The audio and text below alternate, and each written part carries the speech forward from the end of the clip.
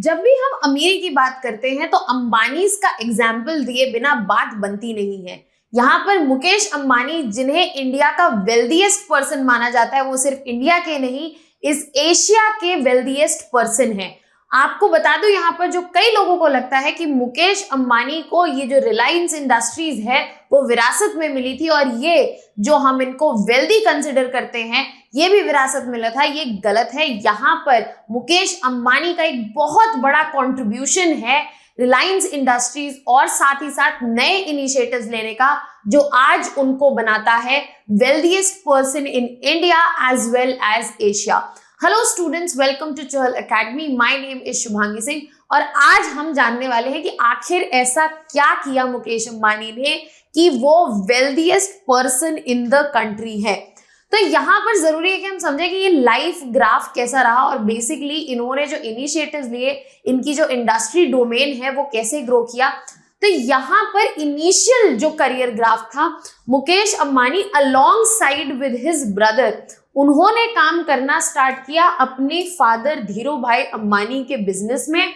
और धीरू भाई अंबानी का जो बिजनेस है, जो उन्होंने रिलायंस की फाउंडेशन की थी, वो मेजरली फोकस था सिर्फ दो चीजों पे, that is textiles and spices. It was the initiative of Mukesh Ambani, जिन्होंने इसमें डाइवर्सिफिकेशन शुरू किया और वहां से मेजर वेल्थ अक्यूमुलेशन देखने को मिला रिलायंस इंडस्ट्रीज को। यहां पर मुकेश अंबानी ने एक मेजर रोल प्ले किया है बिजनेस का फोकस शिफ्ट करने में, from textile and spices to petrochemical and refining, और जहां से ये मेजर मार्क चेंज देखा गया वेल्थ एक्यूमुलेशन में। ही वॉज द वन जिन्होंने रिलायंस इंडस्ट्रीज की फाउंडेशन की और यहां पर रिलायंस इंडस्ट्रीज जो है आने वाले समय में एक मार्केट लीडर बनता गया इन मल्टीपल सेक्टर्स। अब यहाँ पर अर्लियर शुरुआत के बाद ग्रेजुअल विद टाइम रिलायंस का एक्सपेंशन हुआ पेट्रोकेमिकल एंड रिफाइनिंग में। 1990 के दशक में ही मुकेश अंबानी का जो फोकस था वो शिफ्ट हो चुका था पेट्रोकेमिकल और रिफाइनिंग पर। और यहाँ पर मोस्ट सिग्निफिकेंट अकम्प्लिशमेंट जो मानी जाती है वो वर्ल्ड क्लास रिफाइनिंग कॉम्प्लेक्स जो रिलायंस का है जामनगर में। जामनगर जो कि जाना जाता है as the heart of Reliance industries, यहाँ का एक सबसे बड़ा अकम्प्लिशमेंट माना जाता है जो world class refining complex setup हुआ था जामनगर में। ये इनकी लीडरशिप के अंतर्गत ही ग्लोबल लीडर बन गए थे in refining and petrochemical production. Jamnagar complex की अगर हम बात करें, it is one of the largest and most advanced oil refinery, not just in India but also across the globe, जो कि एक सिग्निफिकेंट सोर्स ऑफ रेवेन्यू है रिलायंस इंडस्ट्रीज के लिए। यहाँ पर जो ट्रांजिशन हम देख रहे हैं रिलायंस इंडस्ट्रीज का, वो टेक्सटाइल स्पाइसेस से लेके पेट्रोकेमिकल रिफाइनिंग तक लिमिटेड नहीं था। आने वाले समय में यहाँ पे फर्दर डाइवर्सिफिकेशन किया गया और रिलायंस इंडस्ट्री जो है नए माइलस्टोन्स जो है टच करने लगी। ये पहली ऐसी इंडियन कंपनी बनी जिसने सरपास किया $100 बिलियन का market capitalisation. Further Mukesh Ambani ने रिलायंस ऑपरेशंस को एक्सपैंड किया अपैरल में, सोलर एनर्जी में, रिटेल एंटरटेनमेंट जिसको हम रिलायंस एरोस के नाम से जानते हैं, और लॉजिस्टिक्स में भी। तो यहाँ पर डाइवर्सिफिकेशन के साथ वेल्थ एक्यूमुलेशन देखने को मिला और ये डाइवर्सिफिकेशन ही रीजन है कि रिलायंस यहाँ पर इंडिया में एक बड़ा कॉन्ग्लोमरेट है और ग्लोबली भी ये रिकॉग्नाइज्ड है। अगर हम ग्लोबल लेवल पे वेल्दीएस्ट पीपल लिस्ट देखें तो उसमें भी मुकेश अंबानी का नाम हमें टॉप 30 में देखने को मिलेगा।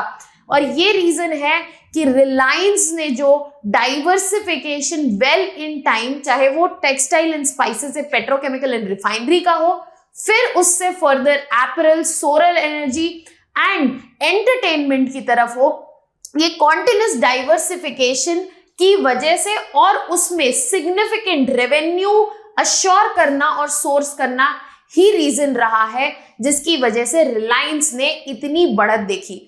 आखिर गेम चेंजिंग मोमेंट आया जब जियो का लॉन्च हुआ। मुकेश अंबानी का सबसे बड़ा ट्रांसफॉर्मेटिव मूव जो है उसको हम जियो के नाम से जानते हैं। और ये टेलीकॉम सेक्टर में रिलायंस की एंट्री थी through the creation of Jio Infotel, जिसको हम लेटर रिब्रांड कर दिया गया और हम जियो के नाम से जानते हैं। जियो लॉन्च किया गया था 2016 में और इसने आते ही पूरे इंडियन टेलीकॉम सेक्टर को डिसरप्ट कर दिया, क्योंकि यहां पर ये ऑफर कर रहे थे ultra cheap data and free calls, जिसकी वजह से जो कॉम्पिटिटर्स थे उनको ड्रास्टिकली चेंज करनी पड़ी अपनी प्राइसिंग पॉलिसी। रिलायंस ने ऐसा पहली बार नहीं किया था। जब मोबाइल फोन्स की बात करें तो रिलायंस ने सेम प्रोसेस 2000s में यूज किया था, जहां पे अगर आप याद करें तो छोटे स्मॉल मोबाइल फोन जो रिलायंस के लॉन्च हुए थे वो भी एट अल्ट्रा चीप प्राइसेस। तो रिलायंस की ये ओवरऑल स्ट्रैटेजी रही है to disrupt the sector they come in and set new standard, और वहां से रेवेन्यू सोर्स करके आगे बढ़ने का स्ट्रैटेजी रहा है। इस पर्टिकुलर मूव स्पेशली जियो की वजह से टेलीकॉम इंडस्ट्री में कंसोलिडेशन देखा गया, और जो मेजर कॉम्पिटिटर्स थे जैसे कि उस वक्त एयरटेल, वोडाफोन जो कि अब वी हो चुका है, उन्होंने बहुत कोशिश की जियो के फियर्स कंपटीशन को सरवाइव करने की, but till date Jio is one of the largest network providers in India. और बहुत ही जल्द 2016 के जस्ट बाद जियो जो है लार्जेस्ट टेलीकॉम ऑपरेटर बन गया, जिसकी वजह से रिलायंस की वैल्यू जो है मल्टीपल फोल्ड्स में बढ़ती हुई दिखी है। अगर हम यहाँ पे देख सकते हैं, अगर हम वायरलेस वॉर्स की बात करें और टेलीकॉम मार्केट शेयर देखने की कोशिश करें तो रिलायंस जियो आप क्लियरली देख सकते हैं 40% से ज्यादा कवर करता है। भारती एयरटेल जो कि एक बेहद पुराना ग्रुप है, वो इससे कम 33% पे टेलीकॉम मार्केट शेयर जो है in terms of wireless subscribers for the financial year 2024 Bharti Airtel इससे पीछे है। तो यहाँ के पुराने धुरंधर जो टेलीकॉम सेक्टर में थे, जियो के आते ही इसका कंपटीशन सरवाइव नहीं कर पाए और इनसे पीछे रह गए।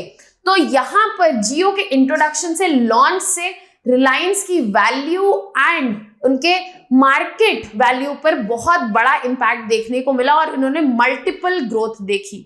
और रिलायंस जो है, रिलायंस इंडस्ट्रीज यहाँ पे डाइवर्सिफिकेशन के मामले में नहीं रुकी, फर्दर एक्सपैंड करती गई रिटेल में और बाकी सेक्टर्स जैसे कि हमने बात की, यहाँ पर एपरल है, यहाँ पर सोलर एनर्जी है, यहाँ पर रिन्यूएबल एनर्जी है, यहाँ पे एंटरटेनमेंट है। एंड रिलायंस की ग्रोथ स्ट्रैटेजी जो ओवरऑल अक्रॉस द ईयर्स हमने देखी है, उसमें सब्सटैंशियल इन्वेस्टमेंट इन्वॉल्व है अक्रॉस डाइवर्स सेक्टर्स। इसमें ई कॉमर्स में भी एक्सपेंशन देखा है, जिसमें रिलायंस रिटेल ऑलरेडी एक लीडिंग प्लेयर है इंडियन मार्केट में, और कंपनी ने मेजर इन्वेस्टमेंट्स ऑलरेडी कर रखी है in terms of solar energy, with Reliance to become a global leader in clean energy as well. तो रिलायंस जहां पेट्रोकेमिकल एंड रिफाइनिंग में ग्लोबल प्लेयर ऑलरेडी है, Reliance is also aiming with changing times, जहां पे call है for alternative fuels to use this opportunity and become a global leader in clean energy. अगर हम बात करें तो मुकेश अंबानी का ये विजन जो है डाइवर्सिफिकेशन का, जिसने रिलायंस इंडस्ट्रीज की सूरत बदल दी, बेसिकली यही रीजन है जिसकी वजह से ये एक कॉन्ग्लोमरेट, सक्सेसफुल मैसिव कॉन्ग्लोमरेट बन पाया। और ये जो वेल्थ एक्यूमुलेशन की बात करते हैं, जिससे हम अंबानीज को एसोसिएट करते हैं, ये एक हार्ड वर्क और विद टाइम प्रॉपर स्ट्रैटेजीज, उनका एग्जीक्यूशन और डाइवर्सिफिकेशन का रिजल्ट देखने को मिलता है। अब अगर हम रिलायंस के सारे बिजनेसेस की बात करें और उसमें कॉन्ट्रीब्यूशन देखें, तो मेजर कॉन्ट्रीब्यूशन जो डिराइव होता है वो ऑयल टू केमिकल्स से ही हो रहा है। इसके अलावा ऑयल, गैस एंड एनर्जी, यहाँ पे अगर हम देखें तो एक मेजर स्मॉल पोर्शन है 0.37% का। सबसे बड़ा नेक्स्ट पोर्शन जो आ रहा है वो रिटेल से आ रहा है एंड डिजिटल सर्विसेज से 15% का, ऑलमोस्ट 16% का पोर्शन रेवेन्यू जो है रिलायंस का हमें देखने को मिल रहा है एज पर द ईयर 2020-21। सो अभी भी रिलायंस का जो मेजर सोर्स ऑफ रेवेन्यू है वो ऑयल और केमिकल्स और साथ ही साथ ऑयल एंड गैस है। बट जो रिलायंस ने डाइवर्सिफिकेशन स्ट्रैटेजीज यूज की हैं, जिन सेक्टर्स में उसने स्टेप किया है, वहां पे भी अपना दबदबा बनवाया है और वहां से भी रेवेन्यू जो है डिराइव कर रहा है और आगे जो है बढ़ता जा रहा है। और सक्सेसफुली यहां पर जो रेवेन्यू का नंबर है वो हमें बढ़ता हुआ दिख रहा है। मुकेश अंबानी की वेल्थ की अगर हम बात करें तो जैसा कि हमने कहा वो well in time strategic execution और यहाँ पे इंडस्ट्रियल डिसीजंस का एक इंटीग्रेशन है, जिसकी वजह से ये कॉन्ग्लोमरेट जो है वो क्रिएट हो पाया और रिलायंस इंडस्ट्रीज जो है एक ग्लोबल पावर हाउस बन पाई।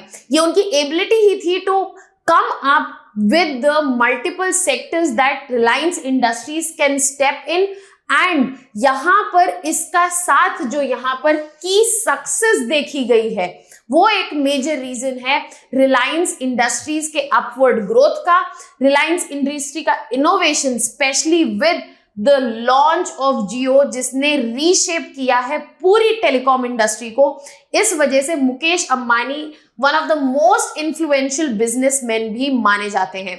मुकेश अंबानी का बिजनेस एक्यूमेन और एम्बिशियस इनिशिएटिव्स जो हैं वो कंटिन्यू कर रहे हैं and that makes him land in the global wealth ranking as well. The importance of understanding that how wealth accumulation has taken place for an Indian conglomerate who started from nothing but zero during the times of Dhirubhai Ambani is very important to see how proper timely intervention and strategic decisions and diversification can lead to such successful businesses. That was all from my side. I hope you have understood the crux of this particular topic. If you have any doubts or concerns, you can put it down in the comment section. That would be all from my side. Thank you so much.